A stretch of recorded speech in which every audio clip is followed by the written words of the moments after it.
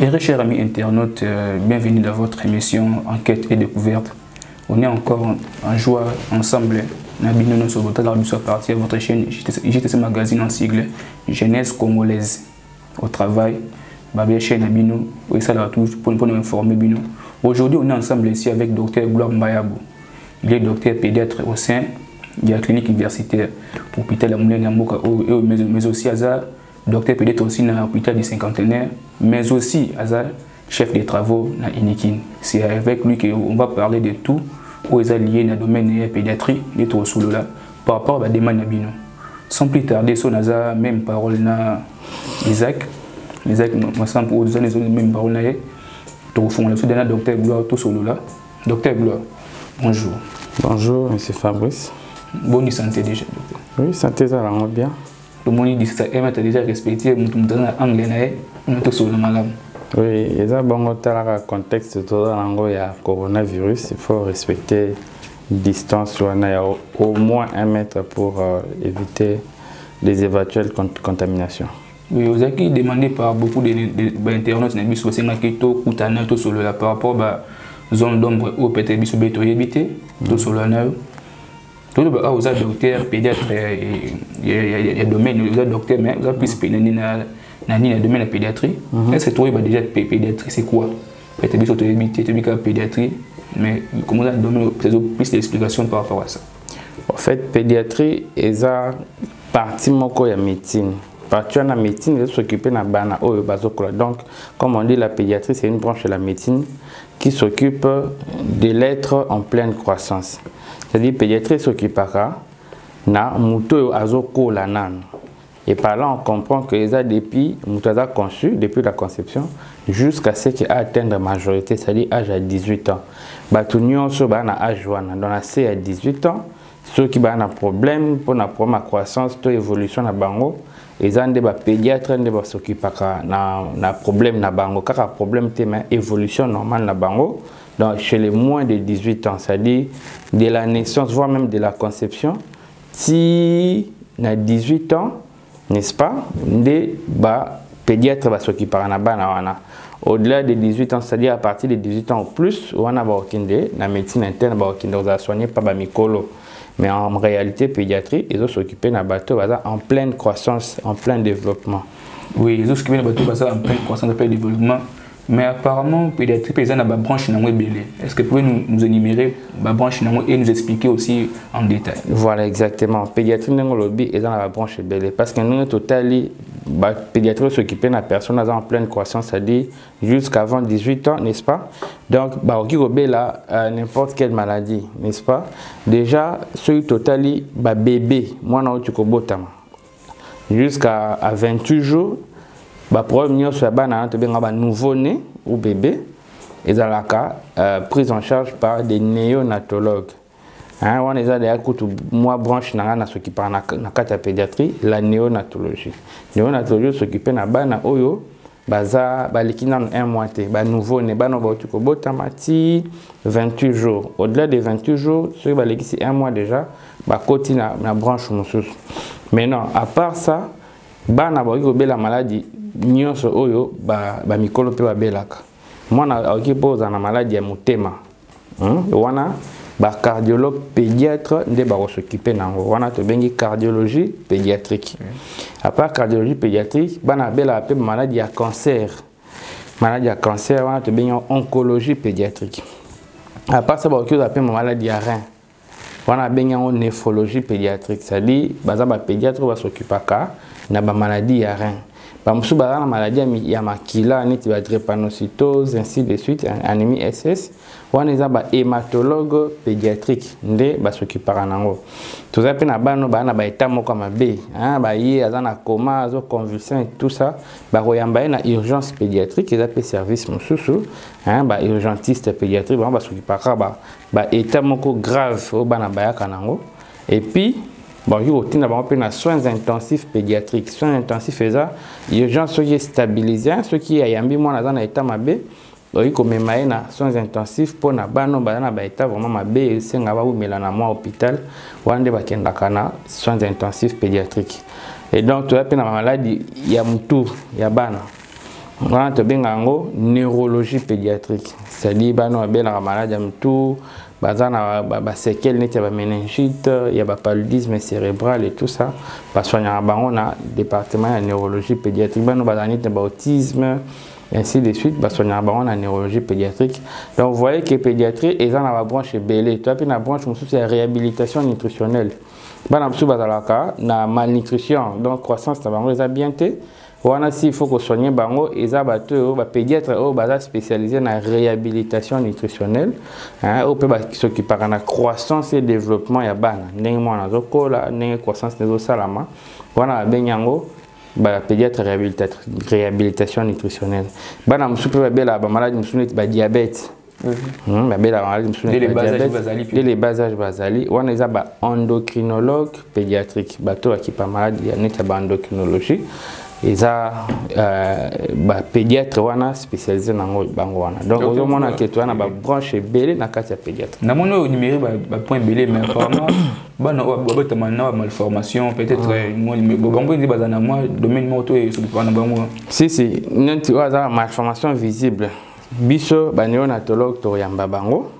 Ceux qui ont fait une opération ezana bato bengaka ba chirurgien pédiatrique ba opéra kaka bano ya mikie ce bana de malformation, mais à ça à part ça peut-être tu as une équipe mususu ya génétique wana zane ti ba qui peut ba bloquer ba malformation et tout ça. Donc génétique humaine et ça peut branche mususu ou ce qui parapé na kaneti ya ba malformation ba cause génétique ba cause les a dû na makila na ADN na mutu ou ils expliquer ba malformation mususu.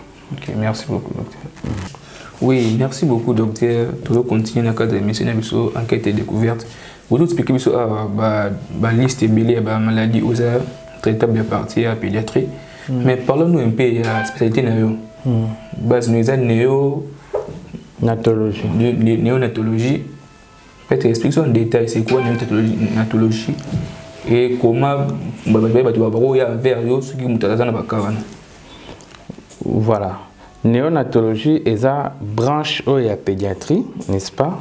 Où ce qui parle de maladie, il y a banamike nouveau-né, bébé où tu peux de 0 à 28 jours. Banana qui est prématuré, n'est-ce pas? Kobotami akoksi bambula te bana so akoksi bambula te bazana point muke ba occuper au hémorragie na mutu ba pe marabiente ainsi de suite bazana ba problème à sucre ba hypoglycémie na nzoto bazana problème d'infection en tout cas bazana problème belé biso ba néonatologue tozana pona ko aider bana wana ya ko kola malamu. Et d'ailleurs na carrière na ngai ya néonatologie to soigner bana belé surtout à la place dans l'hôpital du cinquantenaire, même dans la clinique universitaire, tu soigner bana par exemple pour moins de 1 kg, moi na botam na 800 grammes, moi na botam na 1 gramme, 28 semaines et demie, tu soigner la bango awa, na soigner bango pe na clinique universitaire, neti awa particulièrement, tu en as appareil tu bien ba ventilateur, respirateur artificiel. Tu dis bana en tant ba botamara, les grands problèmes dans ba ba copé ma mingité, ba dans un risque tu bien maladie des membranes hyaline. Parce que mon pépé kotara et pas na on les a kangama.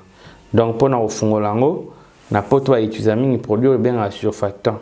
Mais biso a produit ane mona na raté mais to uza au moins na ba pareil au to bien ba respirateur artificiel pour na bana et tinda ka mo pépé na oxygène ya makasi ya loko do fula na kati ya ballon et rotika ngo ya kofungama pour éviter à ce que moi na akufa.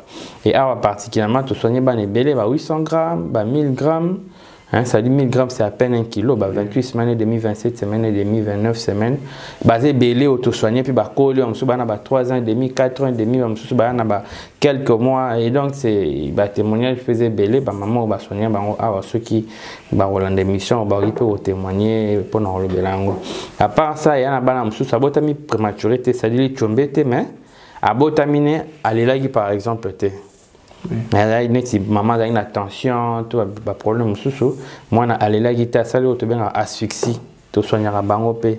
Au moins na botami. Mais ça m'inconvénient docteur que moi na botami d'élité. L'inconvénient c'est que l'argi ko na problème clinique zengi parce que ceux qui mon cerveau na eu se nourrir ça na oxygène na sucre. Ceux qui moi na l'élité c'est-à-dire oxygène et quotidien dans le cerveau. Et donc pour ça et au senga ko réanimer correctement. Si vous réanimez correctement et que vous mêlez à l'élite, ça peut entraîner des problèmes, autant bien encéphalopathie, hypoxie ischémique, c'est-à-dire le cerveau s'est privé dans oxygène et ça peut entraîner des maladies plus tard. Moi, on a comme un retard mental, on a une épilepsie, on a un handicap moteur, un déficit intellectuel. Donc ainsi de suite. Tu as na bana mso botami a une infection. Maman a une infection, Thomas ebima qui bien avant bota. Tant avant bota salaki ba fièvre, to par exemple à l'andagine CPNT, moi na soyi pas botami on vous appelle un problème. On est dans na biso néonatologie. À part on a une spécialité dans la néonatologie. À part spécialité néonatologie, on l'a dit tout à l'heure que notre chef de travaux dans l'université de Kinshasa et là on a ça la thèse dans et comme il est déjà pratiquement dans souka thèse sur la drépanocytose ou l'anémie SS. Et ça c'est l'une de mes spécialités. À part néonatologie, on a c'est spécialisé particulièrement dans la prise en charge de la prématurée, mais on a spécialiste dans le domaine, il y a prise en charge, il y a un SS. On a déjà posé des questions à docteur. Est-ce que vous comprenez déjà que votre côté un SS. Docteur, est-ce que vous pouvez le savoir que moi, on a prématuré, donc moi, on a dit que moi, on a voilà, et le savoir que moi, on a dit que le premier est belé. Le premier est que vous allez lier na maman, et que vous allez lier na yemoko, et que vous allez lier na annexe à maman. Maman, par exemple, il y a une tension, il y a romata. Bien après éclampsie, et ça, que moi, on a dit que maman, par exemple, sur la ndagi ba CPN a bien été à ça une infection et tout ça. Et au ça là que moi na bota mali chombe. Maman sur la nit na zime maman pas ça. Zime maman pas c'est comme difficilement à terme. Maman sur la nit na problème mité ya motema, ba diabète et tout ça et que au ça moi na bota mali chombe. Moi na msupe sur la na problème sur nit ba malformation et tout ça ba anomalie chromosomique, ba anomalie au niveau ADN et que au ça la pe que bota mali chombe.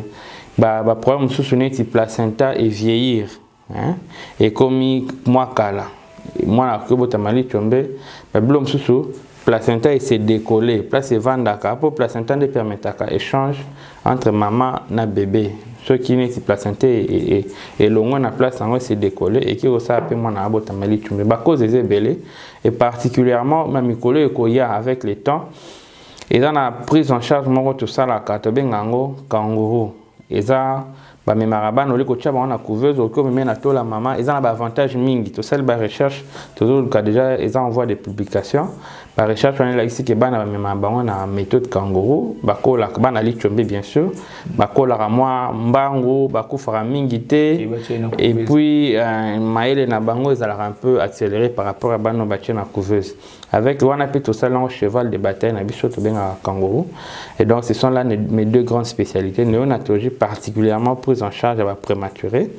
Et puis, les traitements, il y a Bano, il y a SS. Oui, docteur, merci beaucoup, docteur. Toujours continuer dans le cadre de l'émission de Lobby, bientôt la thèse, parce que, comme on a fait, on défendre par rapport à Bano SS. Est-ce que vous expliquez sur nous, mon SS et Baya Baya Nengenin? Voilà, Bana SS, Bana promo, Tobengaka, mutation. C'est-à-dire, na niveau makila na biso. Donc, pour nos côtés maintenant, mais tant que parents babota bana to bakio non moi na wa kokana papa to kokana maman ils a parce que parents va pesa ban auto bien aka ADN information génétique ADN na bango et kendaka et pas ya bana. Alors, au domaine de recherche dans les génétiques, parce que d'ailleurs, drépanocytose, il y a des anomalies génétiques. C'est-à-dire, ceux qui, moi, erreur, moi, salamine à niveau ADN à moi, n'est-ce pas? Et au salaire que, anomalie, on a bien la mutation. Adénine les a remplacés par la thymine, on les a bloqués à la carte ADN. Tout le monde qui maquille moi et vous allez produire bien les sous-té et reproduire hémoglobine bien hémoglobine S en lieu place hémoglobine A. Maintenant hémoglobine S on a un d'être le SS hémoglobine S on est ça que ceux qui moi la net na robé la sali fièvre ainsi de suite globule rouge na makila globule rouge mais ma oxygène ba élément na makila na biso et se déformer. Ndé au ça que moi na alors banda osala ba crise auto bengara ba crise ya bana drépanocytose soit que si la makila soit que ça la ba fièvre pamba soit que la ba douleur mais mingi tout le monde ara bana wana ba comment manifester ba signe wana na otikoloba à partir à âge à 6 mois à partir de l'âge de 6 mois, comment se manifester comme étant drépanocytaire. Et comment comprendre vraiment en charge dès les bas âges qui parce que bas à la moi il y a habitude de banam qui moi comment jamais 30 ans va peut être ndenge na yebito de banam qui comme nous a docteur nous a plus basé non comment prendre vraiment en charge à vivre vie normalement n'est pas tout nion sur bas à qui voilà et donc à liboso na prise en charge de ça koyeba que moi na za na maladie wana parce que pour ASSA il faut que papa a la AS maman peut a la AS. Or, bato bata AS va poser un problème à ta marotte. Vous va moutouter au talent et l'ongomon que oaza AS. Et ça possibilité. Le col a toé banité que oaza AA, AS to S. Bon, AA na AS moye ba na yelongi boezate. Yango isengaka moutoua sala ba examen au te bien à la test prédiction notamment électrophorèse hémoglobine bien avant ba chercher ma robota et tout ça. Ya robala na kobota. L'idéal, ils ont la carte, pour ça, ils bloquent en autant moins la zone en mouquet. Donc, normalement, par an, il faut à ça, moi, on a celle électrophorèse hémoglobine pour aller déjà sur la AA, AS, TOT. Pourquoi pas, c'est mine tout le monde, bateau, AS, basali avant, balana, mon qui va AS, mais balani malgré ça. Au moins, on a payé que beau type, drépanocytaire. C'est comme ça que ils ont conseillé pour que moi, on a SS.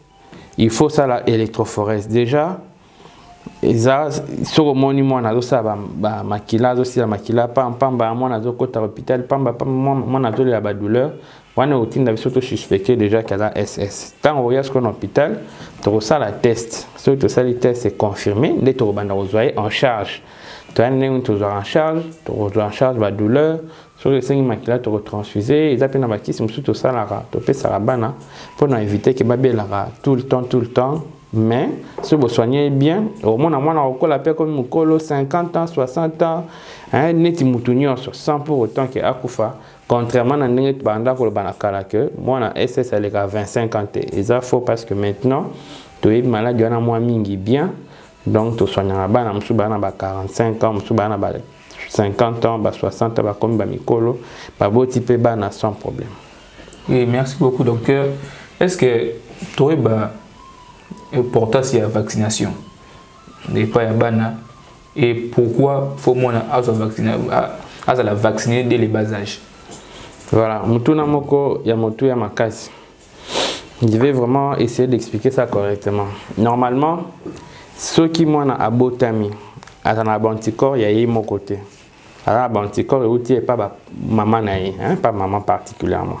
Maman peut ça moi un anticorps na libumu tant moi na libumu peut c'est anticorps. En même temps tant moi na botami tant maman zo milisa libele azo peut ça peut anticorps. Mais non moi na alors banda produit anticorps na malembi ti na âge à 5 ans donc ma pénal anticorps rebellé. Alors, occasion ça là que moi a produit anticorps, il y a un neti so moi na beli. Hein, vous soignez chaque fois tant rebelle a produit anticorps. Tout ce qui vous peut si moi na vaccin. Vaccin permettra moi na a produit anticorps. Parce que l'anticorps est nécessaire dans d'autres temps. Pourquoi? Parce que milieu tous ali ils ont milieu moko propreté, c'est-à-dire microbe tout le monde on a mis sous boîte, il faut autant un microscope mais mon pépéto respire ka biloko to liaka ainsi de suite partout microbe ezali. Alors anticorps ezali lokwa ba soda ya nzoto. Un pays sur les années attaqué, net na biso na est kuna ba état de siège eza que ba soda na biso ba ki ko bundisa banguna.